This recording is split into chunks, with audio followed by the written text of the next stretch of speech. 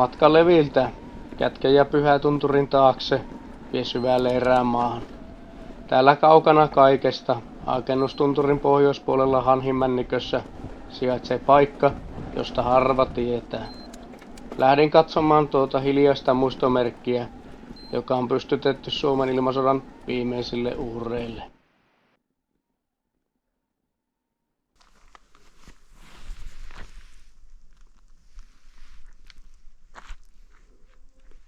Tervetuloa Antin matkan seikkailemaan. Se on elokuun 8. päivä 2026. Nyt ollaan jännässä paikassa. Täällä on tämmönen sodan aikainen muistomerkki. Tuossa on jonkun sortin lentokoneen raato.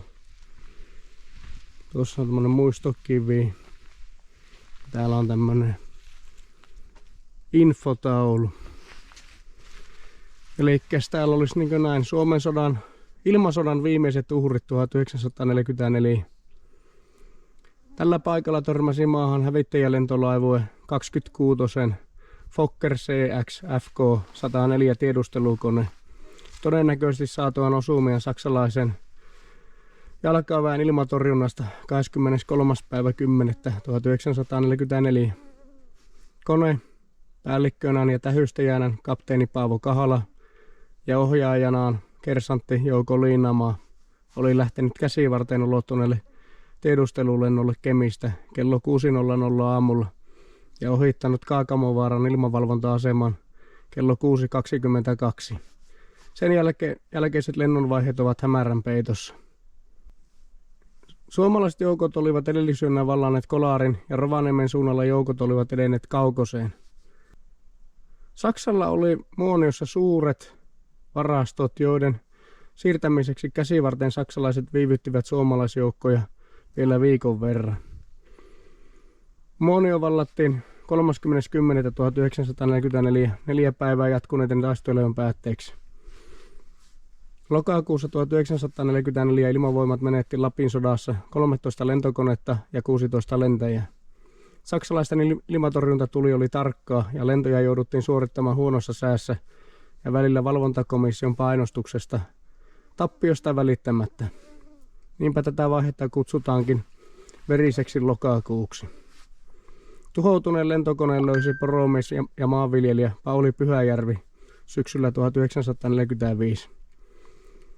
Jouko Liinamaan kello oli pysähtynyt aikaan 7.37, joten lento oli ehtinyt yli puolen välin, kun kohtalo puuttui peliin. Jouko Liinamaa haudattiin Ylihärmän ja Paavo Kahala haudattiin Kokkolan Marianhautusmaan sankarihautaan 24.11.1945. Kapteeni Paavo Kahala oli erittäin kokenut tähystäjäupseeri, joka oli suorittanut talvi-, jatko- ja Lapin sodassa yhteensä yli 300 sotalentoa. Hänet palkittiin ansioistaan toisen luokan Mannerheim-ristillä 26.4.1942 ja toisen luokan Vapauden ristillä 25.11.1942, mikä oli harvinainen kunnianosoitus tuohon aikaan vielä luutnantin arvoa kantaneelle upseerille. Kersantti Jouko Liinamaa oli myös kokenut ohjaaja. Yhdessä Kahala ja Liinamaa olivat lentäneet 5 kertaa ennen kohtalokasta lentoa. Hollannissa suunniteltu Fokker CX syöksypommittajakone FK-104 oli rakennettu valtion lentokonetehtaalla ja valmistunut kolmannesta sarjasta 9. koneena 15.7.1938. Se oli palvellut lentolaivoita 12 ja 16, kunnes 12.9.1944 luovutettiin hävittäjälentolaiva 26. Koneella oli lennetty 633 tuntia ja 35 minuuttia.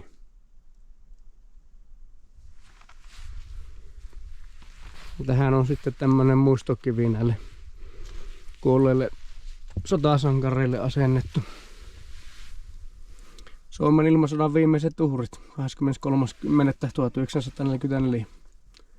Siinä on Mannerheimin ristinritaarin merkkikin. Kapteeni Kahala ja kersantti Liinamaa. Ja FK-104 oli toi lentokone. Toi on varmaan sen koneen rekisteri. Fokker 104. Ja tämmöiset jäännökset sitä koneesta vielä täällä on. Tuolla on pyrstö ihan selvästi. Ja tässä on siiven tai laipannuita. Se mekanismi varmaan millä käännetään sitä.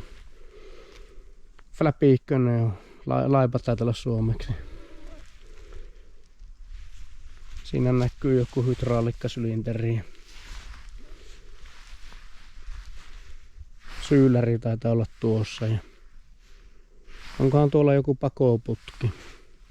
Näistä on hankala kyllä enää nopealla tutkimisella saada mitään selvyyttä. Moottoria tässä ei kyllä näy, että se on varmaan viety pois.